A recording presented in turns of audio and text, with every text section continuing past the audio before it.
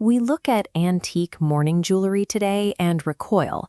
The idea of wearing a dead person's physical remains, literally wearing their hair around our necks, feels unhygienic and macabre. But step back into the 19th century and the context shifts. In an era before modern medicine, death was a daily companion. Diseases swept through neighborhoods, and half of all children died before their 5th birthday. This volume of loss left a constant, agonizing void. When a loved one vanished, there was almost nothing left behind. Photography was a brand new, incredibly expensive technology, meaning most mothers had zero pictures of their children. When a child died, a family needed physical proof that they had ever existed. Blood dries and bone eventually turns to dust. But human hair is a biological exception. While flesh decays into the earth, hair remains perfectly preserved. It keeps its exact texture and its bright color for centuries. Victorian hairwork provided a tangible anchor for the grieving. It allowed them to reach into the void of loss and grasp a piece of someone who had otherwise vanished into nothingness. This quiet coping mechanism might have remained private if not for the most powerful woman in the world. In 1861, Queen Victoria's husband, Prince Albert, died suddenly. Her grief plunged the British Empire into a highly structured period of mourning. She enacted strict social codes for how to dress and behave, wearing austere black crepe for the rest of her life. Crucially, she also popularized a very specific fashion. Over her black dresses, the Queen wore a golden locket containing a piece of Albert's hair, keeping his physical presence pressed over her heart. The public watched, and they immediately followed suit. People across London rushed to jewelers with clippings from their own deceased relatives, transforming an intimate mourning ritual into a massive commercial industry. Queen Victoria effectively gave an entire society permission to take their deepest private traumas and wear them as public, socially acceptable symbols of love. The demand meant grief had to be industrialized. Factory workers would take a deceased person's hair and first plunge it into boiling soda water to strip away the oils. Then they painstakingly sorted the individual strands by length.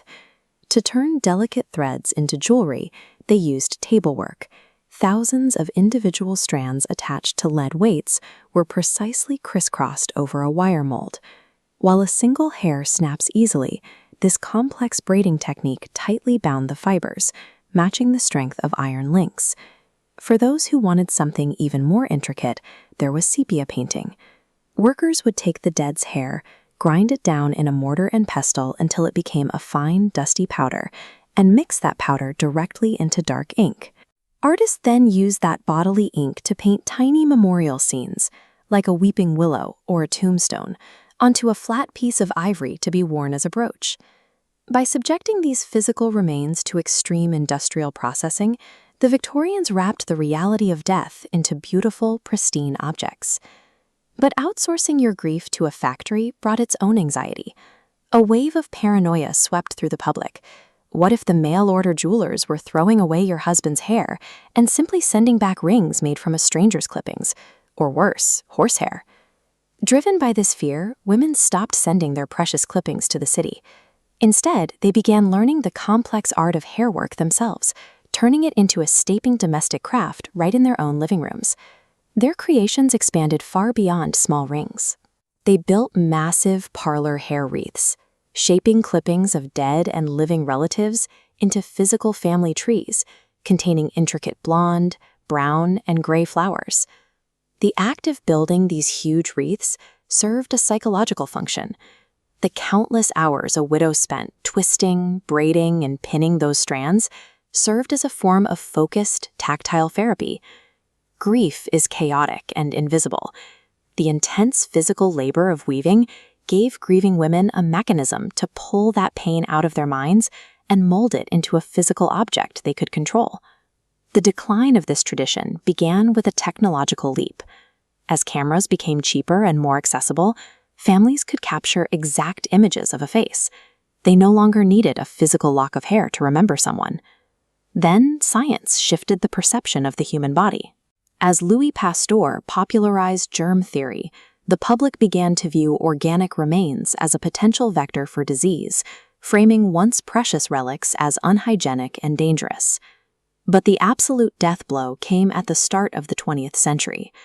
World War I brought slaughter on a scale previously unimaginable, wiping out millions of young men in muddy trenches across Europe. The collective trauma of the era was staggering. Society simply couldn't bear to carry the physical weight of loss anymore. People abandoned the heavy traditions of Victorian mourning, choosing instead to sanitize death and distance it from daily life. Today, those intricately braided rings sit under glass in antique shops gathering dust. The names of the dead they contain have been lost, leaving behind anonymous artifacts. We judge the Victorians for their habits, yet we follow similar instincts. We hoard the final voicemails of dead parents on our phones, save their old text messages, or pay companies to compress their cremated ashes into synthetic diamonds. All of these physical anchors are temporary. The Victorian obsession with hair work was a desperate attempt to freeze time, grasping at pieces of the dead like trying to hold water in your bare hands. True memory doesn't require a physical relic to survive. To fully process the heavy burden of grief, we must eventually put those anchors away and let the living live.